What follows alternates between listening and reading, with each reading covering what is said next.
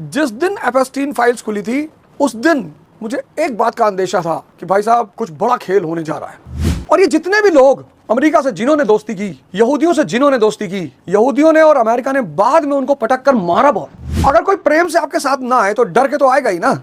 और एक ऊंचाई पे पहुंचने के बाद हर व्यक्ति को लगता है कि अगर मेरी बदनामी हुई, मेरी बेइज्जती हुई, तब क्या होगा। जिस देश का अपनी समय की ऊर्जा पे कब्जा होगा, ऊर्जा मतलब एनर्जी, वो दुनिया की महाशक्ति होगा। ये दुनिया में कुछ भी करा सकते हैं क्योंकि इनको एक चीज इनके हाथ में है, फाइनेंस और एजुकेशन। और दो चीजों से बड़ी ताकत और क्या हो सकती है। जय हिंद फ्रेंड्स, गुरुदेव भगवान की चरणों में सादर प्रणाम, सादर नमन। गीता की इस धारा में, यथार्थ की इस गीता की इस धारा में आपका स्वागत है। दुनिया वैसे तो संकटों का सामना कर ही रही है और उस पर से एक नया संकट शुरू हो गया, ईरान इजराइल वॉर होना ही था। और जिस दिन एपस्टीन फाइल्स खुली थी, देखो दुनिया में कौम है ज्यूज, मुझे उनका दिमाग, उनका सोचने का तरीका वो अनोखा है, मतलब है कुछ स्पेशल है वो। जिस दिन एपस्टीन फाइल्स खुली थी उस दिन मुझे एक बात का अंदेशा था कि भाई साहब कुछ बड़ा खेल होने जा रहा है। क्योंकि सीरिया के मामले में दुनिया ने इनका साथ नहीं दिया। जब सीरिया पे हमला करने की बारी आई कि सीरिया के पास वेपन्स ऑफ मास डिस्ट्रक्शन है, तो दुनिया ने कहा नहीं यार, एक बार तुमने कहा था इराक के पास है, वहां मिला नहीं, तो अब हम तुम्हारे साथ नहीं खड़े। अगर कोई प्रेम से आपके साथ ना आए तो डर के तो आएगा ही ना। तो दुनिया के जितने बड़े बड़े नेता हैं, जितने बड़े बड़े देश हैं, एपस्टीन फाइल्स के द्वारा इन्होंने सबको अपने कब्जे में कर लिया। ये किसी देश का हमला नहीं है, ये एक जाति का हमला है। ये एक जाति का हमला है। 1929 का जो क्रैश हुआ यूएस में, अमेरिका में, ग्रेट डिप्रेशन, कभी मौका लगे तो जरूर पढ़ना ग्रेट डिप्रेशन।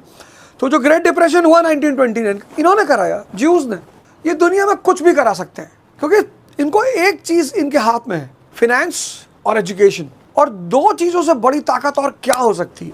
मैं बार बार कहता हूं कि अगर 100 नोबेल प्राइज दिए गए हैं तो 95 नोबेल प्राइज यहूदियों के पास गए। संपत्ति, समृद्धि, शक्ति के बिना रह ही नहीं सकती। जिस देश का अपनी समय की ऊर्जा पे कब्जा होगा, ऊर्जा मतलब एनर्जी, वो दुनिया की महाशक्ति होगा। आप देखो घटनाक्रम, देखो आप स्टोरी को कनेक्ट करो। एपस्टीन फाइल आई,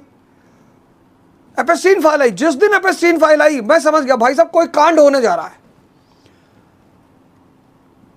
और मुझे पूरा अंदेशा था कि एपस्टीन फाइल को बहाना बना के ये पूरी दुनिया को अपने पीछे कर लेंगे। कर लिया, सबका नाम है। कौन सी कंट्री बड़ी कंट्री है जिसके लीडर का, जिसके नेताओं का उसमें नाम नहीं है। जेफरी एप्स्टीन इन्हीं के लिए काम कर रहा था। वो फाइल निकाली इन्होंने क्योंकि ये जानते थे कि सारी दुनिया हमारे साथ खड़ी नहीं होगी। बड़ी मुश्किल लगती है पद कमाने में, पैसा कमाने में, नाम कमाने, बहुत झूठ बोलना पड़ता है। इन 3 चीजों को कमाने के लिए, पद, पैसा, नाम, इन 3 चीजों को कमाने के लिए बहुत झूठ बोलना पड़ता है, बहुत मक्कारी करनी पड़ती है।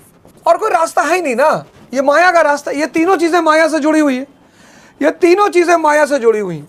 और ये माया के सिद्धांत हैं। जैसे सत्य, अहिंसा, ब्रह्म के सिद्धांत हैं, ऐसे ये दोनों माया के सिद्धांत हैं। तो बड़ा जीवन खपाना पड़ता है, बड़ा मरना पड़ता है, बहुत रोना पड़ता है, तब जाके पद, पैसा और नाम क्रिएट होता है।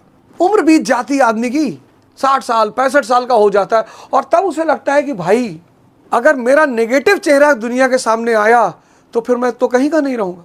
और यहूदियों को इजराइल से अपना पैसा वापस लेना था। पूरी हिस्ट्री उठा के देख लो।